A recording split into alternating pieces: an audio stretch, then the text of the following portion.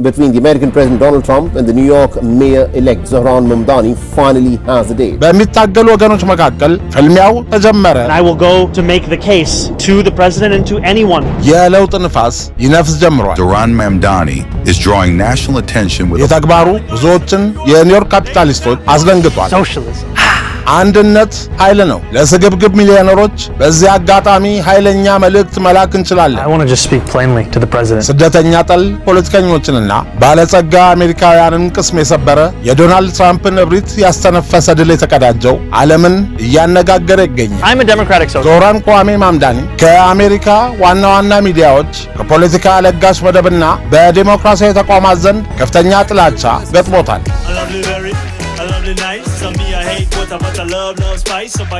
የኒውዮርክ ሰራተኞች በሙሉ የስታርባክስ ኩባንያ ሰራተኞች የጠሩትን የሥራ ማቆም አድማ እንዲደግፉና ታዋቂውን የስታርባክስ ቡና እንዳይጠጡ የተጀመረውን እንቅስቃሴ አዲሱ የኒውዮርክ ከንቲባ መቀላቀሉ በከፍተኛ ደረጃ እያነጋገረ ነው። በመላ አገሪቱ የሚገኙ የስታርባክስ ሰራተኞች ኩባንያው ያቀረበላቸውን አዲስ የሥራ ውል ለመፈረም ስላልተስማሙ የሥራ ማቆም አድማ ላይ ናቸው።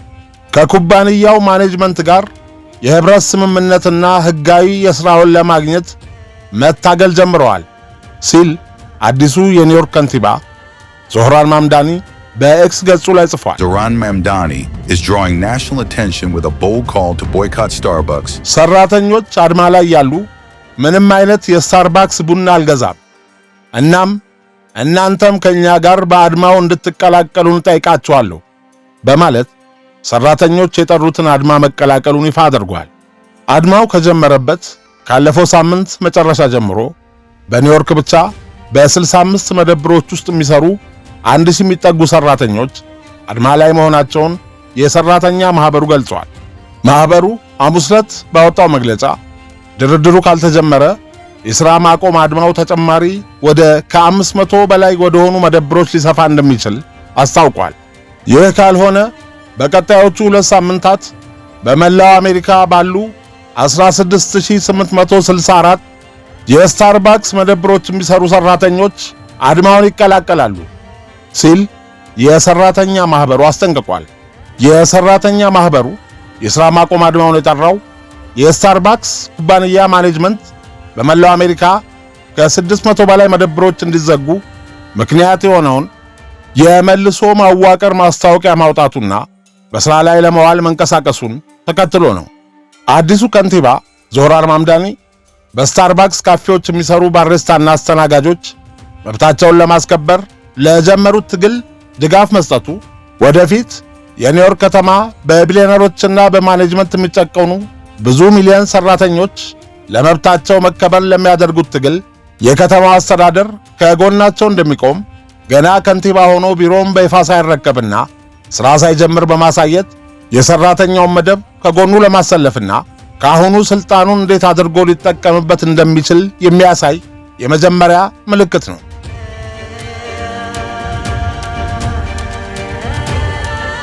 ለከንቲባነት የበቃው የዲሞክራቲክ ሶሻሊስት የክልል ምክር ቤት አባል እያለ ለረጅም ጊዜ ራሱን እንደ ሰራተኛ አጋር አድርጎ ሲንቀሳቀስ ነበር። ይህ ተግባሩ ብዙዎችን የኒውዮርክ ካፒታሊስቶች አስደንግጧል። ዞህራን ማምዳኒ ከባለቤቱ ጋር በመሆን አንድነት ኃይል ነው፣ ለስግብግብ ሚሊዮነሮች በዚህ አጋጣሚ ኃይለኛ መልእክት መላክ እንችላለን ሲል ጽፏል። አዲስ ፍትሃዊ የህብረት ስምምነትና የሥራ ውል ከሌለ የስታርባክስን ቡና አንጠጣም ሲል ጥሪ አድርጓል። I want to just speak plainly to the president about what it means to actually stand up for New Yorkers and the way in which New Yorkers are struggling. የለውጥ ንፋስ ይነፍስ ጀምሯል።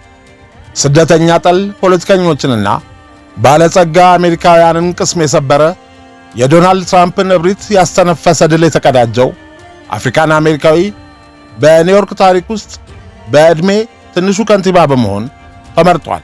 በኡጋንዳ የተወለደው ዞህራን ማምዳኒ የዓለም የፋይናንስና የሚዲያ ማዕከሎች መገኛ የሆነችውን የዓለም ዲፕሎማሲ መዲና ኒውዮርክን በከንቲባነት ለመምራት የሚያስችል ድምፅ በማግኘት ብዙ የተባለለትን ምርጫ ድል በማድረግ ታሪክ ሰራ። And I will go to make the case to the president and to anyone. የ34 ዓመቱ ዞህራን kwame ማምዳኒ የአሜሪካ ትልቋ ከተማ የሆነችው ኒውዮርክ በከንቲባነት ለመምራት ምርጫውን ማሸነፉ ዓለምን እያነጋገረ ይገኛል።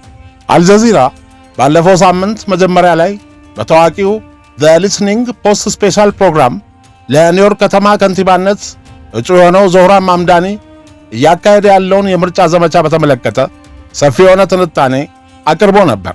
ዞህራን kwame ማምዳኒ የዲሞክራሲያዊ ሶሻሊስት ርዕዮት የሚያራምድ ለኒውዮርክ ነዋሪዎች ዘላቂ ማህበራዊ ፍትህ ለማስፈን እንደሚሰራ የሚናገረውና እስራኤል ጋዛ ውስጥ በፍልስጤማውያን ላይ የፈጸመችው የዘር ማጥፋት ወንጀል ነው በማለት በግልጽ የሚተቸው ዞህራን kwame ማምዳኒ ከአሜሪካ ዋና ዋና ሚዲያዎች ከፖለቲካ ለጋሽ መደብና በዲሞክራሲያዊ ተቋማት ዘንድ ከፍተኛ ጥላቻ ገጥሞታል። ፕሬሱ የማምዳኒን ተራማጅ ፖሊሲዎች ብቻ ሳይሆን እንደ ሙስሊምና እንደ ስደተኛ ማንነቱን በመዘርዘር እንዴት የኒውዮርክ ከንቲባ ሊሆን ይችላል ብሎ በርካታ የፖለቲካ ተንታኞችን አነጋግሮ ነበር። I'm a democratic socialist and what socialism means to me is a commitment to dignity. የዘር ሐረጉ ደቡብ እስያዊ የሆነውና ራሱን የለውጥ ሐዋርያ ነኝ የሚለው ዞህራን ማምዳኒ በምርጫው 50.3 በመቶ ድምጽ በማግኘት ተፎካካሪውን አንድሪው ኩሞን በማሸነፍ ለከተማ ከንቲባነት በቅቷል። የዞህራን ተፎካካሪ የነበረውና ዶናልድ ትራምፕ እንዲመረጥ የቀሰቀሱለት ባለጸጋዎቹ አይሁዳውያን ሎቢስቶች ሚሊዮን ዶላሮችን ያፈሰሱለት አንድሪው ኩሞ ደግሞ 41.6 ከመቶ ድምጽ በማግኘት ነው የተሸነፈው።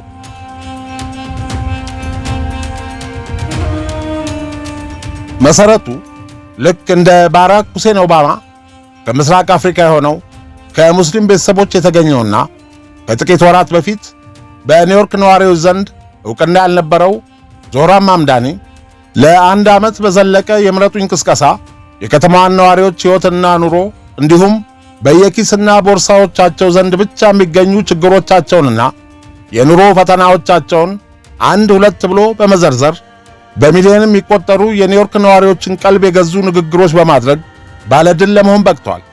ከየትኛውም የዓለም ጥግ እንወጣለን፣ ነገር ግን እዚህ አሜሪካ መጥተን ኒውዮርክን አብረን ለመኖሪያ ምቹ አድርገን እንገነባታለን በሚለው ንግግሩም ከ8.5 ሚሊዮን የኒውዮርክ ነዋሪዎች ውስጥ የበርካቶችን ቀልብ ገዝቷል። ዴሞክራቲክ ሶሻሊስት እንደሆነ በይፋ የሚናገረው ዞህራን በኒውዮርክ የቤት ኪራይ እንዳይጨምር እግድ መጣል፣ በማህበራዊ የቤት ልማት ተመጣጣኝ ቤቶችን መገንባት፣ ጤናማ የሸቀጥ ፍጆታዎችን በአነስተኛ ዋጋ ማቅረብ፣ ነፃ የልጆች እንክብካቤ፣ ሁሉም የአውቶቡስ የትራንስፖርት አገልግሎት ነፃ እንዲሆን በሚሉና ሌሎች ሐሳቦች ላይ አተኩሮ የምርጫ ቅስቀሳ ማድረጉን አልጀዚራ ዘግቧል። ግራ ዘመም ፖለቲከኛ፣ የስደተኛ ልጅ እንዲሁም የእስልምና እምነት ተከታይ የሆነው ዞህራን ማምዳኒ ለበርካታ ዓመታት በፖለቲካው ዘርፍ ከፍተኛ ልምድ ያላቸውን አንድሪው ኩሞን ያሸንፋል ተብሎ በብዙዎች አልተጠበቀም ነበር።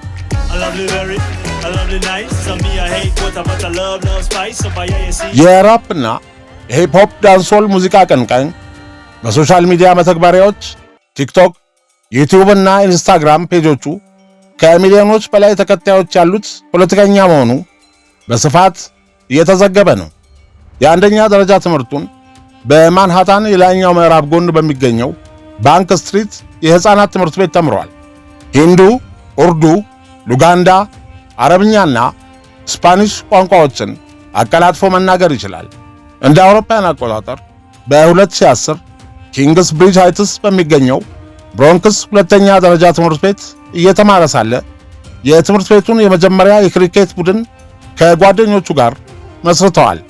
በዚያን ጊዜ ለትምህርት ቤቱ የተማሪዎች ማህበር ምክትል ፕሬዝዳንት ለመሆን በምርጫ ተወዳድሮ አልተሳካለትም። የሁለተኛ ደረጃ ትምህርቱን አጠናቆ ወደ ዩኒቨርሲቲ ከገባ በኋላ በኦዶይን ኮሌጅ እየተማረ ያለ ስቱደንትስ ፎር ጀስቲስ ኢን ፓለስታይን የሚል እንቅስቃሴ ከሌሎች የዩኒቨርሲቲው ተማሪዎች ጋር በመሆን አቋቁሟል። በ2014 ዓ.ም በኮሌጁ አፍሪካን ስተዲስ ዲፓርትመንት በመጀመሪያ ዲግሪ ተመረቀ።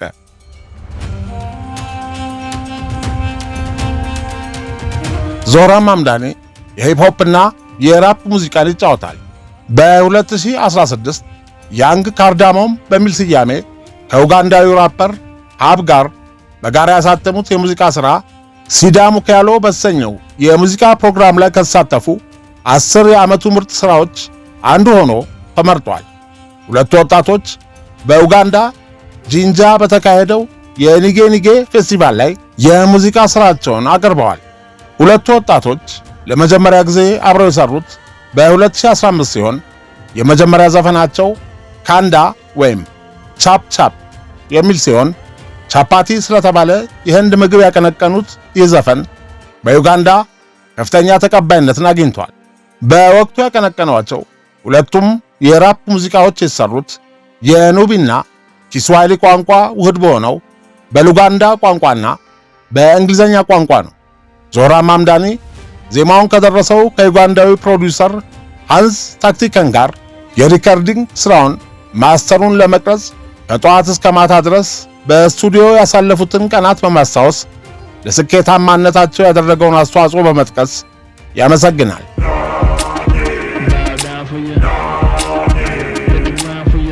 እንደ አውሮፓውያን አቆጣጠር በ2019 ናኒ የሚል መጠሪያ የሰጠውን ሁለተኛ የሙዚቃ ሥራውን ለቋል። ይህን ሥራ መታሰቢያነቱ ለእናቱ እናት ለአያቱ ያለውን ፍቅርና ክብር ለመግለጽ እንደሰራው ተናግሯል። በኡጋንዳ የተለያዩ ሀገራት የምግብ አሰራር መጽሐፍ ደራሲና ዝነኛዋ ተዋናይት ማዱሮ ጃፍሬ በዚህ ናኒ በተሰኘ ዘፈን ቪዲዮ ክሊፕ ላይ አያቱን ሆና ተውናለች። እናቱ ሚራናየር በ2016 ዳይሬክት ባደረገችው ኩዊን ኦፍ ካትዌይ የፊልም ማጀቢያ ሙዚቃ በመጻፍና በማቀናበር እንዲሁም በሶስተኛ ረዳት ዳይሬክተርነት ተሳትፏል። የዚህ ፊልም ማጀቢያ ሙዚቃ በ2017 ዓ.ም በዓለም አቀፍ የሙዚቃ ሱፐርቫይዘሮች ለሽልማት ታጭቶ ነበር። ወደ ፖለቲካ ከመግባቱ በፊት በኩዊንስ የሚኖሩ ዝቅተኛ ገቢ ያላቸው የቤት ተከራዮች በየጊዜው በአከራዮቻቸው የሚደረገውን የኪራይ ጭማሪ መክፈል ባለመቻላቸው በቤት አከራዮቻቸው በግዳጅ ከቤት እንዳይባረሩ የሚታገል የዜጎች የመኖር መብት አስከባሪ እንቅስቃሴ አባልና አማካሪ በመሆን ሰርቷል።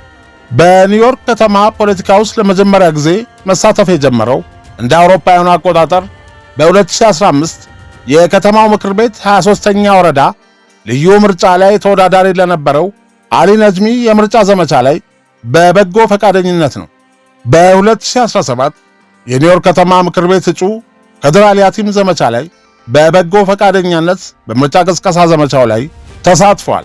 የኒውዮርክ ከተማ ዲሞክራት ሶሻሊስት ኦፍ አሜሪካ ወይም ዲኤስኤ ንቅናቄ አባል ሆኖ 36 ስቴት አሴምብል ዲስትሪክትና ዙሪያ አውስትራሊያንግ አይስላንድ አካባቢ ነዋሪዎች እንዲመርጡት ቅስቀሳ በማድረግ በ2020 በኒውዮርክ ስቴት ካውንስል አባልነት የዴሞክራቲክ ፓርቲን በመወከል በምርጫ ተወዳድሮ ለ5 ጊዜ በማሸነፍ በስልጣን ላይ የነበሩትን አራቬላ ሲሞታስን አሸንፎ ለመጀመሪያ ጊዜ የሲቲ ካውንስሉ አባል ሆነ።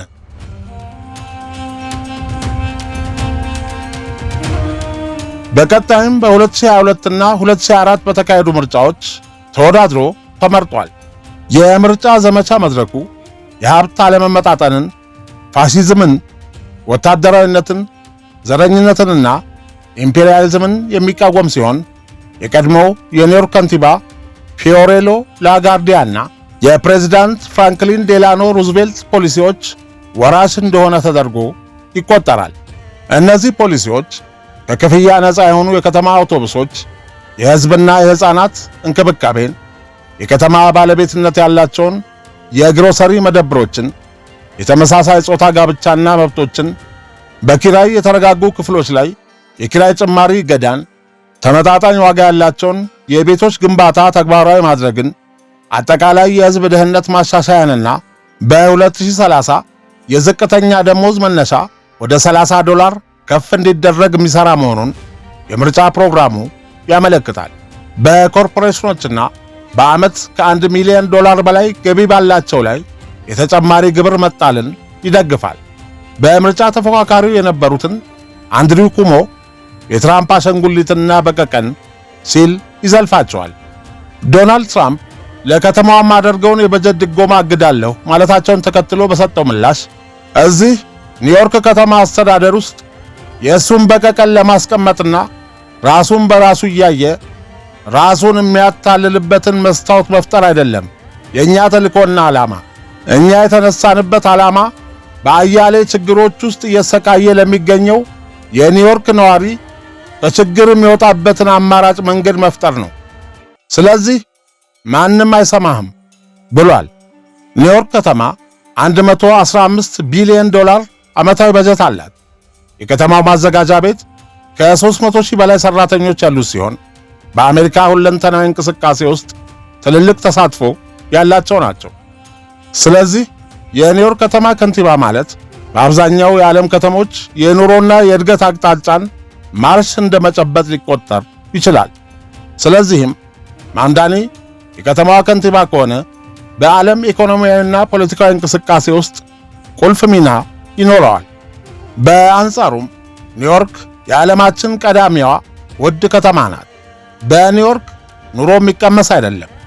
ኒውዮርክ ለመኖር አንድም ቱጃር አሊያም ባለስልጣን መሆን ይኖርቦታል። እንደ ማምዳኒ ገለጻ ከሆነ ኒውዮርክ ከ500 ሺህ በላይ ሕፃናት ጦም የሚያድሩባት ከተማ ናት። ከከተማዋ እድገት ጋር ነዋሪዎቿን የኑሮ ውድነት፣ የትራንስፖርት፣ የመኖሪያ ቤት፣ የማህበራዊ ዋስትናና የሕፃናት እንክብካቤ ችግሮች ሰቅዞ ይዟቸዋል። ማምዳኒ እነዚህን ችግሮች በመሰረታዊነት መፍታት የሚችሉና በሕዝቡ ዘንድ ተወዳጅነት ያተረፈለትን ፖሊሲ አቅርበዋል።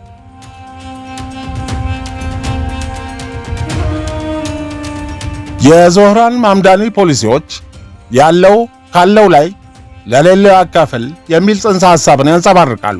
በከተማይቱ ኒውዮርክ ሁሉም የአውቶቡስ የትራንስፖርት አገልግሎት ነፃ እንዲሆን፣ የቤት ኪራይ እንዳይጨምር እግድ መጣል፣ ተመጣጣኝ ቤትን መገንባት፣ ጤናማ የሸቀጥ ፍጆታዎችን በአነስተኛ ዋጋ ማቅረብ፣ ነፃ የልጆች እንክብካቤ የማቅረብ ፖሊሲዎችን ለመተግበርና የኒውዮርክ ፖሊስ በጀትን ለመቀነስ ዝቷል። ዞህራን እስራኤልን ከሚቃወሙ ፖለቲከኞች አንዱ ሲሆን በጋዛ እየተፈጸመ ያለው ድርጊት የዘር ማጥፋት ጭፍጨፋ ነው በማለት በተደጋጋሚ ያለ ፍርሃት ይናገራል። ከጥቂት ወራት በፊት ከታዋቂው ጋዜጠኛ መህዲ ሐሰን ጋር በነበረው ቆይታ የእስራኤል ጠቅላይ ሚኒስትር ቤንያሚን ኔታንያሁ ኒውዮርክ ቢመጡ ምን ታደርጋለህ በማለት ላቀረበለት ጥያቄ ዞህራን ፈርጠም ብሎ ኔታንያሁ ኒውዮርክ ቢመጣ አሳስረው ነበር ሲል መልሷል። ይህ ንግግሩ በኒውዮርክ ነዋሪ ከሆኑ በሚሊዮን የሚቆጠሩ አይሁዳውያን ቢሊዮነሮችና ከኃይል ፖለቲከኞች ጋር ግንኙነት ያላቸው እስራኤላውያን ከፍተኛ ተቃውሞ ያጋጥመዋል የሚሉ ብዙዎች ናቸው። ዓለም አቀፍ የፋይናንስ ማዕከልና የታላላቆቹ የዓለም መገናኛ ብዙሃን መናኸሪያ የሆነችውን የኒውዮርክ ከተማ ለማስተዳደር የሚያስችለውን ድምፅ በማግኘት ቀጣዩ የኒውዮርክ ከንቲባ የሆነው የ34 ዓመቱ ዞህራን ማምዳኒ ራሱን ዴሞክራቲክ ሶሻሊስት ነኝ በማለት የሚገልጽ ሲሆን ዶናልድ ትራምፕ፣ ኤለን መስክና ቤንያሚን ኔታንያሁ ኮሚኒስት ነው በማለት የሚሰነዝሩበትን ውንጀላ ውድቅ ያደርገዋል። የቀድሞው የኒውዮርክ ገዥ አንድሬው ኩሞ በበኩላቸው ከትራምፕ አስተዳደር ጋር ለመደራደር በቂ ልምድ ያለው ብቸኛ እጩ እሱ መሆኑን በመግለጽ እኔ በኮቪድ-19 ወረርሽኝ ወቅት ከትራምፕ አስተዳደር ጋር በተደጋጋሚ የተፋለምኩ ለኒውዮርክ ከመዋጋትና ከመፋለም ውጭ ሌላ ተግባር የሌለኝ መሆኔን ማንም አይዘነጋውም በማለት መናገራቸው መነጋገሪያ ሆኖ ነበር። ይህ በእንዲህ እንዳለ ኖቬምበር 7 ቀን 2025 አዲስ የተመረጠው የኒውዮርክ ከተማ ከንቲባ ዞህራን ማምዳኒ የስፔን ላሊጋ ክለብ ሪል ኦቪዲዮ ባለ አክሲዮን መሆኑ የእግር ኳስ ቡድን አፍቃሪዎችን እያነጋገረ ነው። ዞህራን ማምዳኒ 2012 በኤክስ ገጹ ላይ የቡድኑ ባለቤት የሚያደርገውን የአክሲዮን ድርሻ ከጓደኞቹ ጋር መግዛቱን ይፋ አድርጎ ነበር። የሪል ኦቪዲዮ የእግር ኳስ ቡድን ባለ አክሲዮኖችና የክለቡ ማኔጅመንት ለወጣቱ የኒውዮርክ ከተማ ከንቲባ ለድሎ እንኳን ደስ ያለው፣ ኒውዮርክ አሁን ከኦቪዲዮ ሰማያዊ ቀለም ጋር የበለጠ ቁርኝት እንዲኖረው ያደረገ ድል ነው ያገኙት፣ በዚህም ከፍተኛ ደስታ ተሰምቶናል ብለውታል።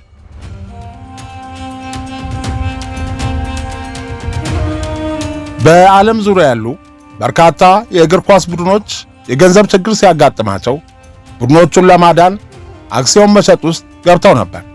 በስፔን ላሊጋ የሶስተኛ ዲቪዚዮን ቡድኖች ውስጥ ሪል ኦቪዶ የእግር ኳስ ቡድን ደጋፊዎች አክሲዮን እንዲገዙ እያንዳንዳቸውን በ9.50 ፓውንድ አክሲዮኖችን ለመሸጥ የ1 ሚሊዮን ፓውንድ ዋጋ ያላቸውን አክሲዮኖች ለሽያጭ ማዋሉን ተከትሎ ዞህራን ማምዳኒ አክሲዮኖችን እንደገዛ የዘገበው ቢቢሲ ስፖርት አዲሱ የኒውዮርክ ከንቲባ ምን ያህል አክሲዮኖችን እንደገዛ ግን አልገለጸም።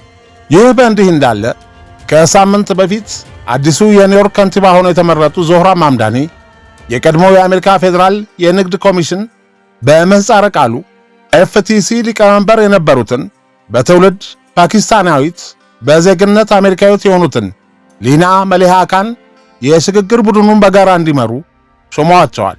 በባይደን አስተዳደር ወቅት ኤፍቲሲን የመሩት የ36 ዓመቷ ወይዘሮ ካን የማምዳኒን የሽግግር ቡድን ከሌሎች 3 የኒውዮርክ ከተማ ሹሞች ጋር በመተባበር እንዲመሩ የቀረበላቸውን ጥያቄ መቀበላቸውን ተመራጩ ከንቲባ በሰጡት ጋዜጣዊ መግለጫ ላይ አስታውቀዋል። የኒውዮርክ ነዋሪዎች በቀጣዮቹ ዓመታት የሚሰሩ ሰዎች አቅም ሊኖራቸው የሚችል ከተማ ለመገንባት ጊዜው አሁን እንደሆነ ግልጽ መልእክት ይሰማቸዋል። ዞህራን ለኒውዮርክ ከተማ አዲስ ዘመን የሚያመጣና ለዲሞክራቲክ አስተዳደር አዲስ ሞዴል የሚያዘጋጅ ቡድን እንዲገነባ ለመርዳት ጓጉቻለሁ ሲሉ ሊናካን በሰጡት መግለጫ ላይ ተናግረዋል። አብዛኛዎቹ ኒዮሊበራሎች ዓለም አቀፍ የንግድና የሚዲያ ተቋማት መዲና በሆነችው ኒውዮርክ የሚገኙ ምንዱባን ነዋሪዎች ካለባቸው ፈርጀ ብዙ ቀውስ ለማስወጣት በሚታገሉ ወገኖች መካከል ፍልሚያው ተጀመረ በማለት ዞህራን ማምዳኒና ሊናካን አብሮ ለመስራት የመወሰናቸው ዜና መጪውን ጊዜ ፈታኝ እንደሚያደርገው ስጋታቸውን እየገለጹ ነው።